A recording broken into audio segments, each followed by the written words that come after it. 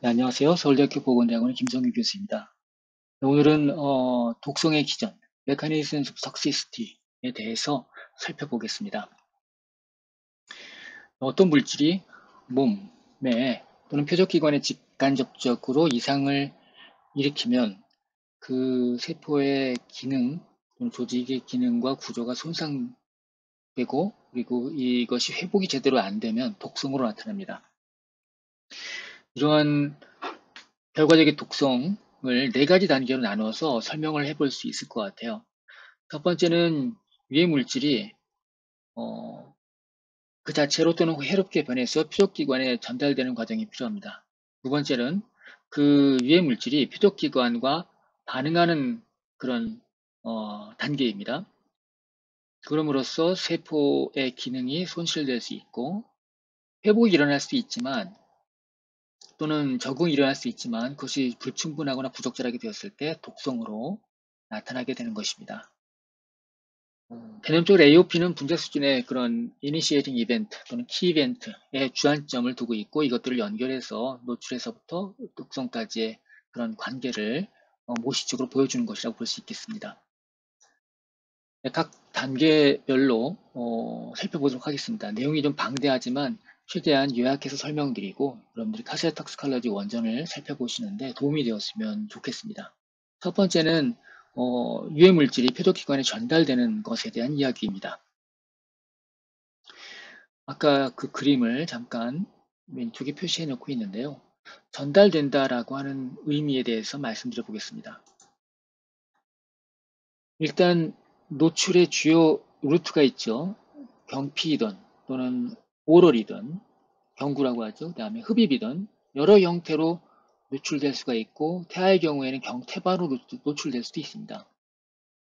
톡시컨트라고 표현되어 있는 유해 물질이 결국에는 타겟 사이트, 타겟 오간으로 가야 되는데 일단 몸 안으로 들어와야 됩니다. 독성학적으로 몸 안으로 들어왔다라는 것은 세포막을 지나서 실제로 시스템의 서큘레이션으로 들어오는 부분까지를 의미합니다. 좁게 표현하면은 그렇게 얘기할 수가 있습니다. 그리고 들어와서 실제로 능동적이든 수동적으로든 이동을 하고 분배되는 과정이 필요합니다. 이 과정에서는 이온 채널을 이용할 수도 있고 또 조직과 혈액과의 분배 관계에 의해서 어피니티 차이에 의해서 어느 특정 부위에 디파짓될 수도 있겠죠. 또 이런 과정을 통해서 어떤 경우에는 혈액에서 브레인으로 이동이 안 되는 그런 물질도 있습니다. 이걸 우리는 BBB라고 하죠. Blood Brain Barrier라고 해서 경우에 따라서는 브레인 대신에 테스티스가 그 보호작용을 일으키는 그런 부분들도 있습니다.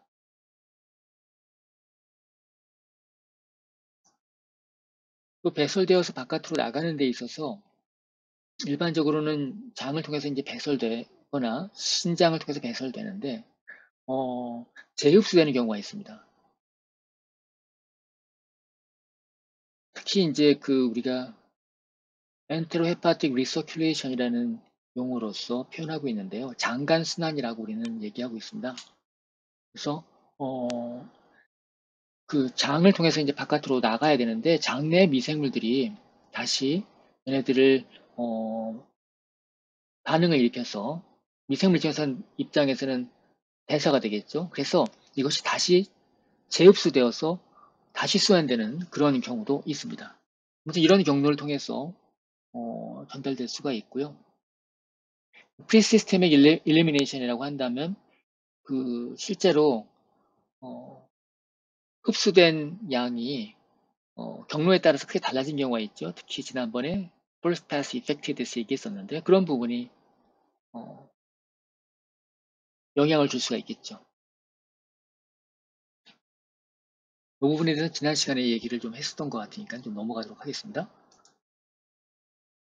그래서 그 독성 물질에 대해서 잠깐 주목을 해볼 필요가 있습니다. 우리가 이제 궁극적으로 독성을 일으키는 것이 원물질 자체인 경우도 있고요. 그 경우에는 납, 그다음에 시안, 그다음에 일산화탄소 같은 것이 있죠.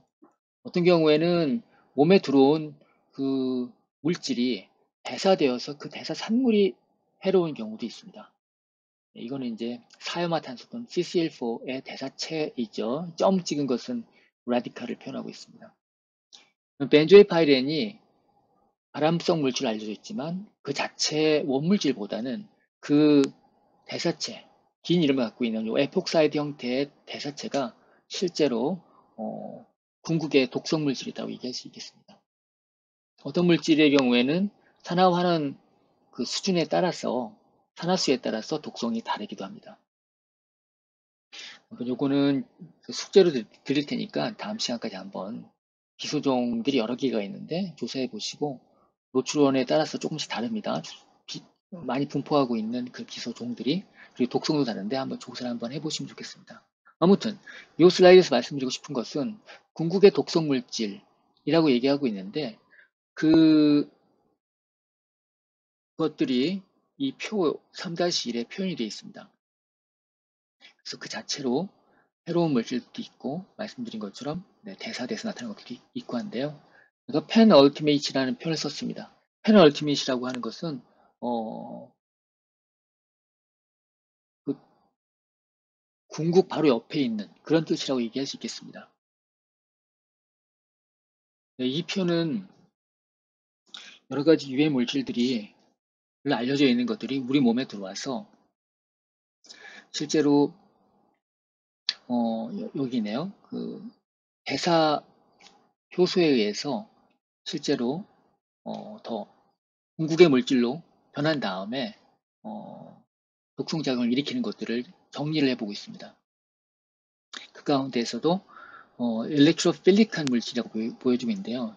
일렉트로필릭이라고 하는 것은 전자 친화적인 이란 뜻입니다. 이 물질들은 전자가 풍부한 물질들을 공격하는 특성이 있습니다. 전자를 획득하기 위해서 그런 것이죠. 대사 과정을 통해서 전자를 획득해야만이 안정적인 상태로 변화되는 그런 것에 해당됩니다. 우리가 에탄올을 우리가 톡시칸트라고 얘기할 수 있겠는데 그건 원물질이고요.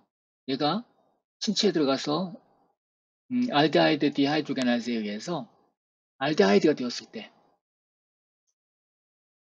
이 알데하이드가 일렉트로필릭한 메타볼레이트라고 말할 수 있는 것이죠. 그리고 이것이 곧 간세포 독성을 일으키는 것이라고 이해할 수 있겠습니다. 이 아래도 마찬가지입니다. 어떤 경우에는 여러 가지 효소들이 일련적으로 작용해서 독성 물질을 만들어내는 경우가 있습니다. 이 부분들은 한번 쭉 정리를 해서 어떠한 그런 화학 물질들이 어떠한 방식으로 대사가 더 유해한 물질로 생산되고 하는지 한번 정리해 보실 필요가 있습니다. 네, 제가 트리클로로에틸렌에 대해서 그 사례를 한번 들어보겠는데요. 이 트리클로로에틸렌이라는 물질은 산업적으로 굉장히 유용한 물질입니다. 그 트리클로로에틸렌을 재료로 삼아서 다른 물질을 합성할 수도 있고 또 그 자체로 굉장히 좋은 솔벤트입니다. 그리고 수출할 때 쓰기도 하고요. 옛날엔 디카페인 커피 만들 때 쓰기도 했었습니다. 지금은 안 쓰지만 또 디그리서라고 해서 그 어떤 기름 성분들을 완전히 제거해야 되는 전자제품 만들 때 꼭 필요한 부분인데 그런 것으로도 많이 쓰이고 있습니다. 실제로도. 그런데 이것이 사람한테 암을 일으키는 것들을 국제암연구소에서 그룹 1으로 지정해 놓고 있는데 거기에 해당됩니다. 신장암과 간암을 일으킬 수 있죠. 여기 이제 트리클로레틸렌이 오물질이 있는데요. 굉장히 복잡한 대사 파스웨이를 갖고 있습니다. 우리가 대표적으로 트리클로레틸렌의 그 바이오 모니터링을 한다고 했을 때 원물질을 직접 측정할 수도 있지만 흔히 우리가 측정할 수 있는 그런 것들이 여기 보이는 박스로 묶어놨었던 약칭 DCVC 또는 TCA 또는 DCA 등등이 있습니다. 그런데 사실 요 DCVC라고 하는 것은 원물질이 글루타치온이랑 컨주게이트 된 다음에 이게 글루타치온입니다. 요것이 이제 떨어져 나가게 되고 효소적으로 그 다음에 이제 시스템에만 남은 상태가 요 DCVC입니다. DCVC는 일반적으로 미량 검출되긴 하지만 그러니까 즉 많은 양이 생성되지는 않지만 트리클로레틸렌으로부터 얘네들은 굉장히 독성이 강합니다. 근데 사실 DCVC 자체도 세포 독성이 없는 건 아니지만 그 요 추가적으로 메탈 라이에이즈에 의해서 이 물질이 다른 물질로 변화되고 얘네들이 염소가 떨어져 나가면서 굉장히 반응성이 큰 그런 물질이 형성될 수도 있습니다. 또 이 DCVC가 다른 대사체에 의해서 이렇게 DCVC 술폭사이드 변한다든지 또는 몰캡식 엑시드라고 부르는데요. 요 그 안에 아세틸 레이션 된 다음에 다시 대사돼서 굉장히 액티브한 그런 물질로 되는 경우가 있습니다. 아무튼 이런 사례들은 여러분들께 대사를 거쳐서 더 유해한 물질 변하는 것을 볼 수가 있는 것이죠. 흔히 우리가 이런 물질들 또는 이런 물질들을 특정할 수는 있지만 궁극에 이런 물질들이 독성이 더 강한 것들이고 얘가 얼티메트 톡시컨트라고 말한다면 요 DCVC나 이런 것들은 페널티밋이라고 볼 수 있는 것이죠. 상식적으로 한번 구분을 한번 해보셨으면 좋겠습니다. 네, 제 1단계에 있어서 추가적으로 한번 얘기해보고 싶은 부분이 바이오 액티베이션입니다. 제가 이미 앞에서 트리클로에틸렌에서 바이오 액티베이션 되는 부분들, 또는 바이오 트랜스포메이션이라고 얘기할 수 있는데 그런 활성이 더 대사를 통해서 더 강해지는 그런 사례를 봤죠. 이 바이오 액티베이션은 크게 한 3가지 정도로 유형을 나눌 수가 있습니다.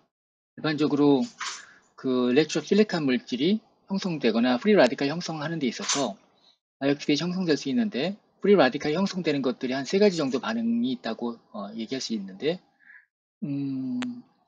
일렉트로필릭한 물질이 형성되는 것들은 우리가 다음 시간에 좀 더 자세하게 얘기해 볼 것입니다. 여기서는 프리 라디칼 형성되는 거에 대한 3가지 유형을 한번 보겠는데요. 첫 번째는 전자 흡수라고 얘기할 수 있겠습니다. 사례로 든 것은 파라콧인데요. 파라콧은 여기 보시는 것과 같은 형태도 있습니다. 이건 제초제 성분입니다. 파라콧은 굉장히 유독한데요. 파라콧이 몸속에 들어가서 사이토크롬 P450 엔자임에 의해서 이렇게 변환될 수가 있습니다. 변환될 수 있는 것은 여기서 전자를 취한 것이죠. 실제로 이 물질이 그 다음에 다시 주변에 있는 산소와 만나서 자기 원래 돌아가면서 다시 슈퍼옥사이드 애나이온이라는 형태의 굉장히 강력한 산화 스트레스 물질들을 만들어냅니다. 이것이 파라코스의 독성 기전이라고 말할 수 있는데요. 전자흡수라고 말한 것은 주변에 있는 다른 물질에서 전자를 취해서 본인이 레디컬을 변할 때 이런 과정이라고 이해하시면 되겠습니다.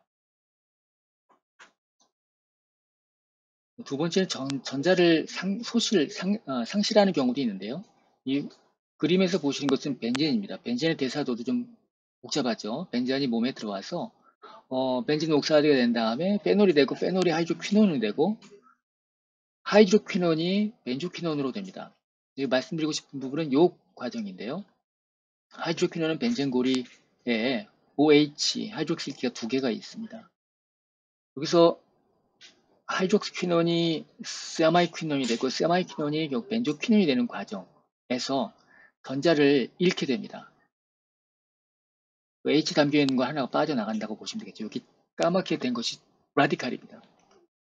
그래서 이렇게 2차례 산화 반응을 거치게 되면서 세마이퀴논으로 그리고 퀴논으로 변하는 과정에서 전체 상실이 일어나는 것이고 이 과정은 다시 순환될 수가 있습니다. 그래서 원물질이 라디칼로 됐는데 그 과정에서 라디칼 물질이 될 수가 있는데 다시 돌아가면서 요것이 계속 돌아가면서 이 주변에 있는 산소들을 또 액티브한 형태의 그런 슈퍼옥사이드 NI를 만들어내는 과정입니다. 오늘 다음 시간에 레독스 사이클이라는 개념을 한번 미리 조사 한번 해보시고 왜 이것이 해로운지 함께 얘기해 봤으면 좋겠습니다. 세 번째는 호몰라이틱 본드 피션이라고 하고 있는데요. 이 부분은 아까 이야기 연속이라고 할 수 있겠습니다. 수포옥사이드 애나이온이라고 하는 것들이 이런 계통으로 또는 이런 계통으로 추가적으로 다량의 그런 그 ROS 또는 RNS들을 만들어낼 수가 있는데요. 이 계통으로 가서 수포옥사이드 비스뮤타제라는 엔자임이 있는데요. 이것은 사실은 이 수폭세대 애나이온을 좀 안정하게 만들어 주려고 하는 것이었는데 얘네들이 몸에 있는 철 이온들 이런 전이 금속들과 함께 부딪혀가지고 팬톤 산화를 일으킬 수가 있습니다. 그렇게 되면은 이것이 갈라져가지고 다시 라디칼을 만드는 과정입니다. 팬톤 산화 이후에 요 COOH 이온이 쪼개지는 과정을 호몰라이틱 본드 피션으로 말합니다. 이런 과정으로도 라디칼이 생길 수 있다는 정도로 이해하시면 되겠습니다. 보시면 우리 몸에서 굉장히 그런 일렉트로필릭한 물질 또 라디칼 물질들이 많이 형성되는 것들을 볼 수가 있는데 여기에 대해서 나름의 대비가 있습니다. 슈퍼옥사이드 아이온 같은 것들이 자꾸 생길 경우를 대비해서 우리 몸에서는 SOD라는 엔자임이 있고요. 또 그 앞에서 잠깐 얘기했던 글루타치온이 있죠. 글루타치온은 세 개의 아미노액시드가 결합되어 있는 것들이고 거기에 시스테인의 SH 그룹이 있는데 이 SH 그룹이 굉장히 중요한 역할을 합니다. 그래서 얘네들이 본인들은 환원되면서 산화된 물질들을 산화제들을 안정화시키는 역할을 합니다. 그때 작용하는 것들이 글루타치온 프록시데이스이고요. 또 이와 유사하게 다른 프로틴들도 그런 기능을 발휘할 수가 있습니다. 그래서 그 중에 하나의 엔자임이 포옥사이드 레독신, 포옥시레독신이라고 불리는 것이 있습니다. 또 과산화수소도 우리 몸에서 생겨날 수 있는데 얘네들도 카탈라제가 안정화시킬 수가 있습니다. 이것으로 충분하지 않을 경우에 이제 산화 스트레스가 더 커지는 것이고 이제 뭐 독성이 나타나는 것으로 이해하시면 되겠습니다. 네, 영상이 길어지기 때문에 스텝 2에 해당되는 것들은 다음 영상에서 이어가도록 하겠습니다. 수고하셨습니다.